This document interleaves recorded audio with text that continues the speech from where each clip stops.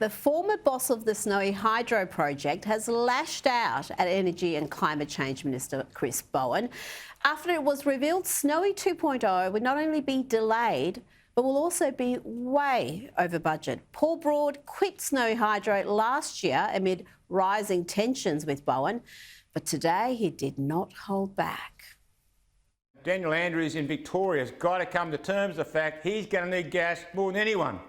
Victoria's the one staring into the abyss. There's this false narrative coming out there that somehow this transition is all in place and somehow it's all going to work seamlessly. It's not.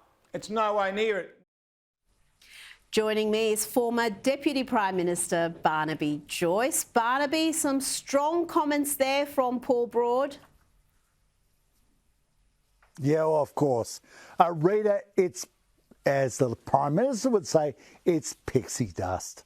This idea that we are going to get Snowy Hydro 2.0, it was $2 billion, and then it was $4 billion, and then it was $6 billion, and then it was 8, and now it's 10. It's going to magically save the fact you've closed down Liddell, 1,300 megawatts, and they're going to close down Aurora. Right now, Rita, the energy pricing is going up. So your listeners right now are about to pay more for their power, Now, isn't it funny how Chris Bowen goes out and protects Snowy Hydro 2.0 with Florence bogged underneath the national park there, bogged underneath, can't get out. But, you know, the inland rail, it's outrageous. But Snowy Hydro 2.0 with Malcolm Turnbull and the Labor Party all thinking it's a wonderful idea. But surprise, surprise, it does not work.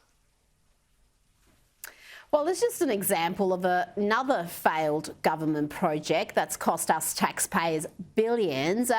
What if we had put in that money into, I don't know, that $6 billion into gas exploration or a new power plant? Wouldn't that actually give people cheap, reliable energy? Rita, I'm going to tell you something. I'm going to tell your listeners something amazing, right? If you had taken the difference between the $2 to $4 billion, which we initially anticipated for Snowy Hydro 2.0, to the $10 billion which they talk about now, so we're talking about $6 to $8 billion, and made every boiler in a coal-fired power station available to go up to 750 psi, pounds per square inch, which would make them supercritical, which would make them high efficiency, low emissions coal-fired power stations, we would have covered the whole lot of Australia, the whole lot, all done. And we'd be pumping power out into the grid, pumping power, baseload power out into the grid. But instead, listeners, because you listen to the kiddies and listen to the Teachers Federation and swallowed the green agenda, you now have this complete lemon in the Kosciuszko National Park, which is eating its head off, and at the same time your power bills are going through the roof, and we could have actually done something really remarkable and fixed your power bills and actually fixed the power grid. But instead, we're closing down Liddell, about to close down Aurora, and you are about to get smacked between the eyes with your power bill. Barnaby, I could not agree with you more, but I think it's a good time to remind you, you went to the last election with a net zero promise. So this stuff is self-evident. We've seen renewables cost more, see our energy bills go up everywhere around the world where they've gone down the renewables track. They've seen prices increase, reliability plummet. So why did the coalition not give the Australian people a choice? Germany, UK, you can look at all the examples, but why didn't the coalition give the electorate a choice? And right now, you've still got a net zero target that the coalition is signed up to. Well, Rita, as some of my colleagues helpfully leaked to the media, I never agreed with the 2050 target. I never agreed to it. I reckon I could have asked for the former Prime Minister's hand in marriage and I would have got it. But, you know, this myth is crazy.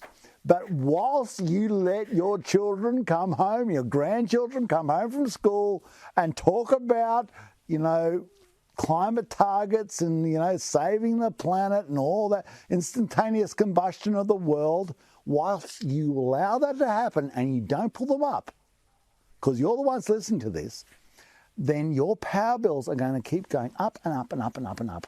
And you're going to become poorer. You're going to become poorer people. You're going to hand your money across to power companies. See, it's a big swindle. It's a big swindle.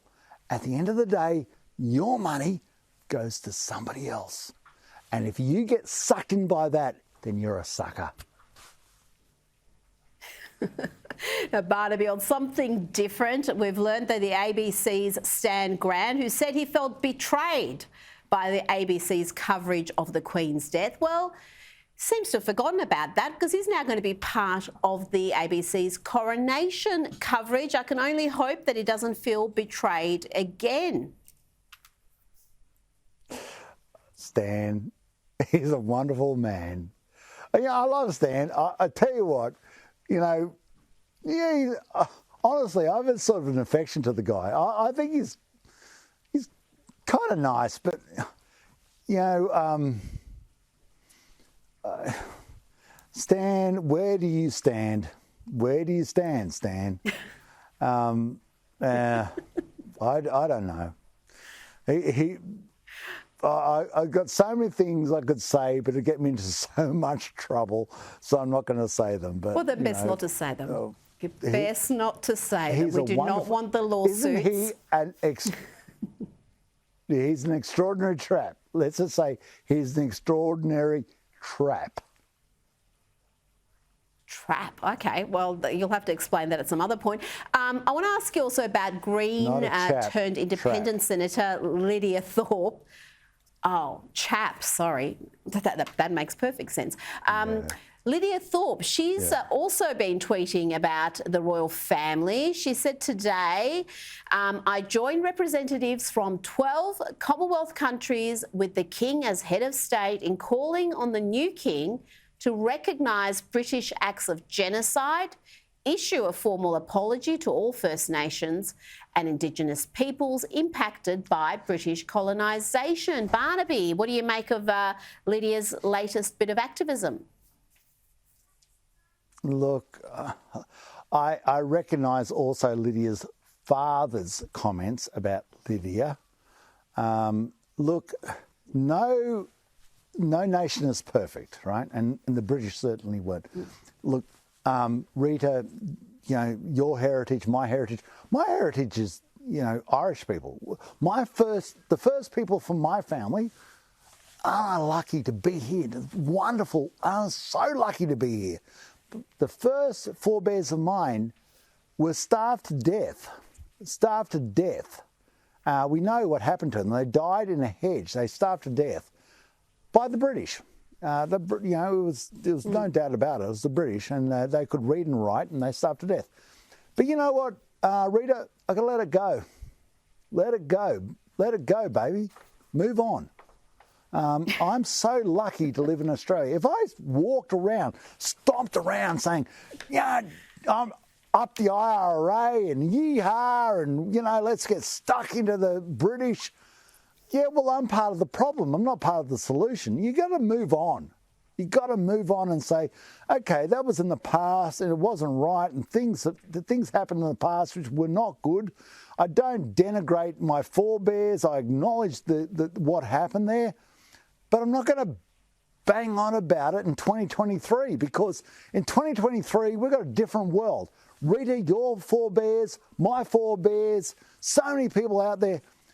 We live in a new country, and we're proud of where we live. And we're not going to carry this guilt rubbish around with us like some sort of cat around our neck. I'm with you. I do not dwell in misery either. Look ahead and onwards and upwards. Barnaby Joyce, thank you so much for joining me tonight.